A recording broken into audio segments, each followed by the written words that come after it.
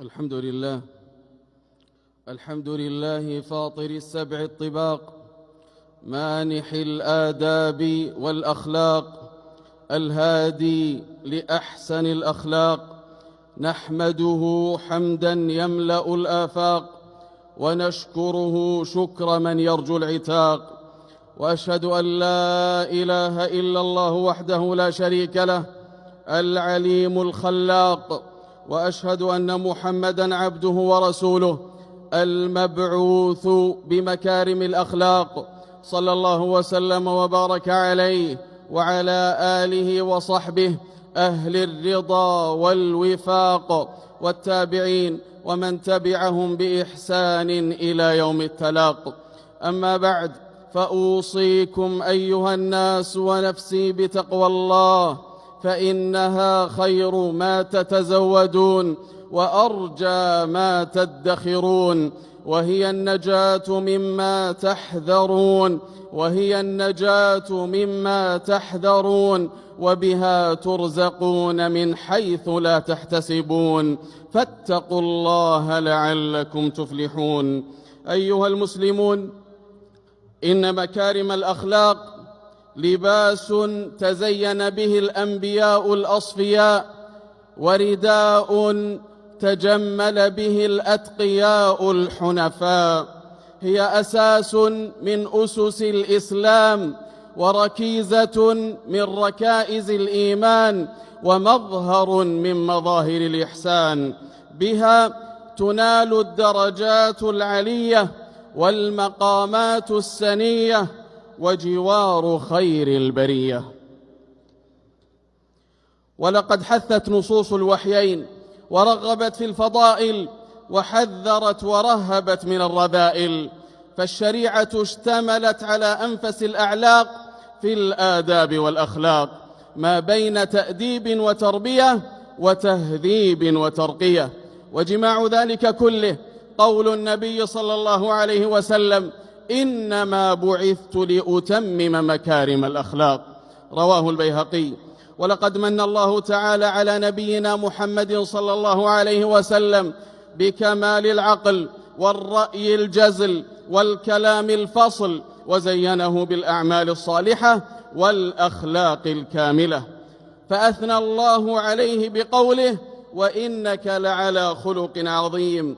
تقول عائشة رضي الله عنها حينما سئلت كيف كان خلق النبي صلى الله عليه وسلم، فقالت: كان خلقه القرآن.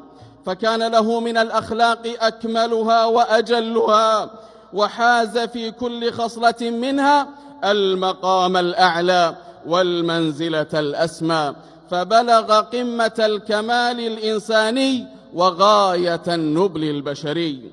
ألا وإن مما يحفز المسلم على التحلي بالأخلاق الكريمة أن الله أمرنا بالاقتداء بصاحب الخلال العظيمة. فقال الله جل الله: لقد كان لكم في رسول الله أسوة حسنة لمن كان يرجو الله واليوم الآخر وذكر الله كثيرا. ومما يدفع كل ذي دين قويم وعقل سليم إلى التخلق بها ما جاء من الأجر العظيم على لسان الرسول الكريم. فعن عبد الله بن عمرو رضي الله عنهما عن النبي صلى الله عليه وسلم أنه قال: إن من خياركم أحاسنكم أخلاقا، متفق عليه. وعن جابر بن عبد الله رضي الله عنهما أن رسول الله صلى الله عليه وسلم قال: إن من أحبكم إلي وأقربكم مني مجلسا يوم القيامة أحاسنكم أخلاقا، رواه الترمذي. وعن أبي الدرداء رضي الله عنه عن النبي صلى الله عليه وسلم أنه قال: إن الرجل ليدرك بحسن خلقه درجة الصائم القائم، رواه أحمد. وعنها رضي الله عنها أن النبي صلى الله عليه وسلم قال: حسن الجوار وصلة الرحم وحسن الخلق يعمرن الديار ويزدن في الأعمار، رواه ابن أبي الدنيا بإسناد صحيح. أيها الناس، حسن الخلق يمن، حسن الخلق يمن وسوءه شؤم، وأحسن الأخلاق ما جمل صاحبها وزان، وأرذلها ما دنسه وشان. ولا يقتصر حسن الخلق على طلاقة الوجه وطيب الكلام، بل هو أوسع من ذلك في شريعة الإسلام، فيشمل بذل الندى وكف الأذى وفعل الأوامر والفضائل واجتناب النواهي والرذائل. واعلموا يا عباد الله أن من الأخلاق ما يكون في الإنسان جبليا، ومنها ما يكون مكتسبا، والناس في ذلك متفاوتون. فالأخلاق غرائز كامنة تظهر بالاختيار وتقهر بالاضطرار، فالعلم بالتعلم والحلم بالتحلم، ومن يتحرى الخير يعطه ومن يتوقى الشر يوقه، وما أعطي أحد عطاء خيرا من خلق حسن يدله على الصلاح والتقى ويردعه عن الفساد والردى. ومن طلب الأخلاق مخلصا لربه الأعلى، ومن طلب الأخلاق مخلصا لربه الأعلى متبعا لسنة النبي المصطفى سعد في الدارين ونال الجزاء الأوفى. عباد الله، بارك الله لي ولكم في القرآن والسنة، ونفعني وإياكم بما فيهما من الآيات والحكمة. أقول ما سمعتم وأستغفر الله لي ولكم ولسائر المسلمين من كل ذنب وخطيئة فاستغفروه إنه هو الغفور الرحيم.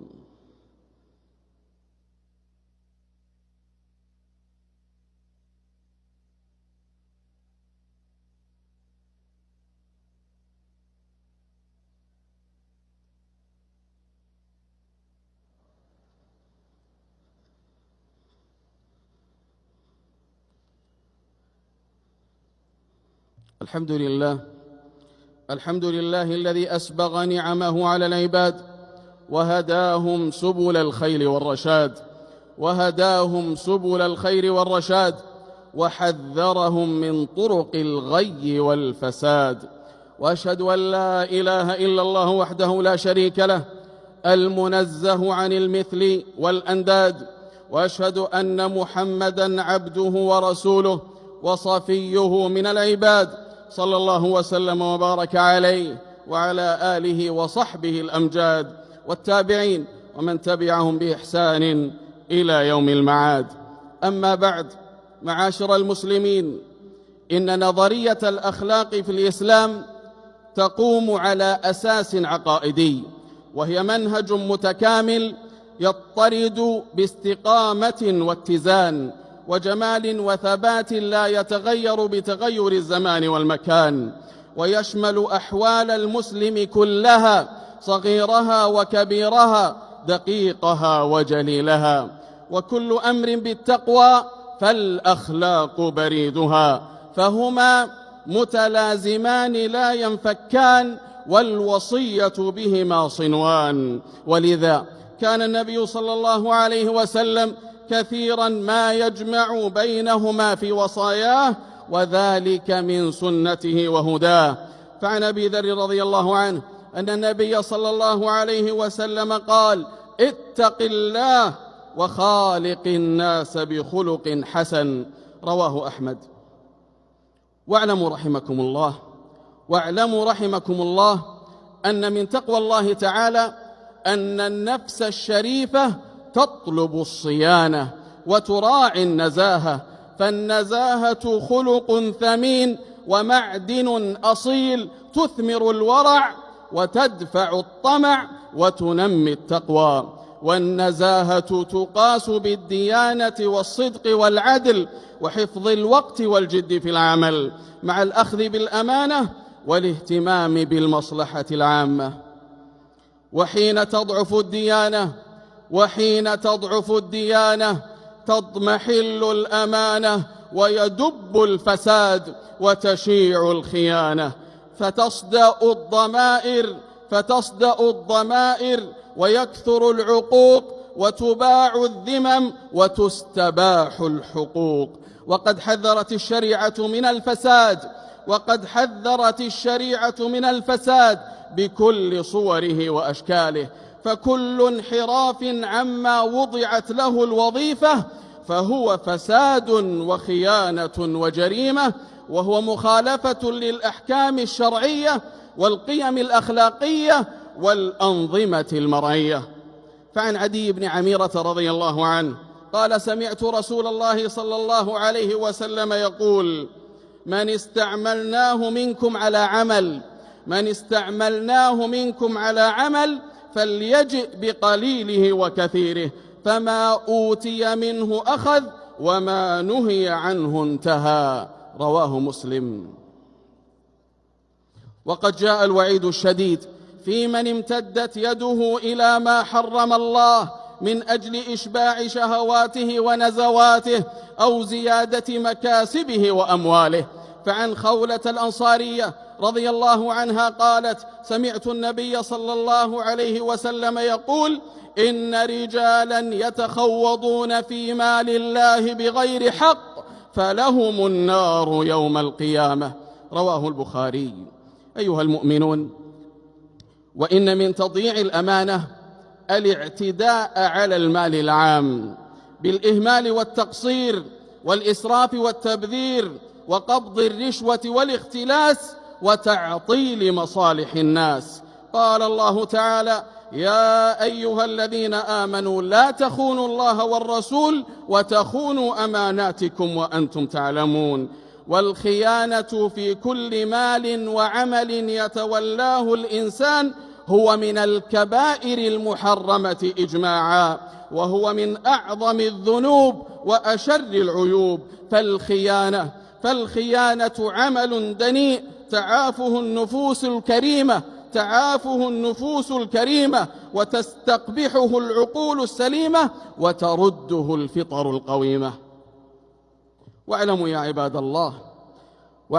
عباد الله أن محاربة الفساد ومكافحته واجب شرعي ووطني لا يقتصر على جهة معينة، بل هو مسؤولية الجميع ديانة وأمانة وخلقا، مما يوجب التعاون بين أفراد المجتمع والجهات والهيئات المعنية إرشادا وتبصرة ونصيحة وتذكرة. فاتقوا الله رحمكم الله، ولا تفسدوا في الأرض بعد إصلاحها، وادعوه خوفا وطمعا، إن رحمة الله قريب من المحسنين. عباد الله، ألا وصلوا وسلموا على الرحمة المهداة والنعمة المسداة محمد بن عبد الله، فقد أمرتم بذلك في كتاب الله. قال جل في علاه: إن الله وملائكته يصلون على النبي يا أيها الذين آمنوا صلوا عليه وسلموا تسليما.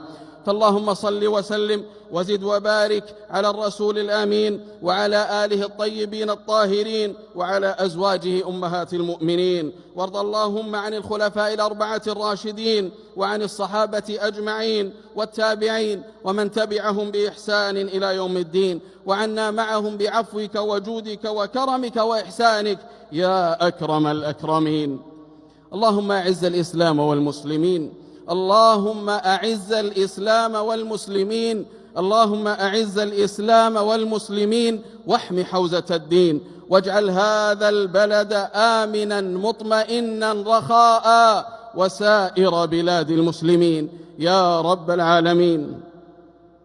اللهم وفق ولي أمرنا وإمامنا بتوفيقك، اللهم وفق إمامنا وولي أمرنا خادم الحرمين الشريفين وولي عهده لكل ما تحب وترضى، ووفقهم وأعوانهم لكل ما فيه صلاح للبلاد والعباد وعز وتمكين للإسلام والمسلمين.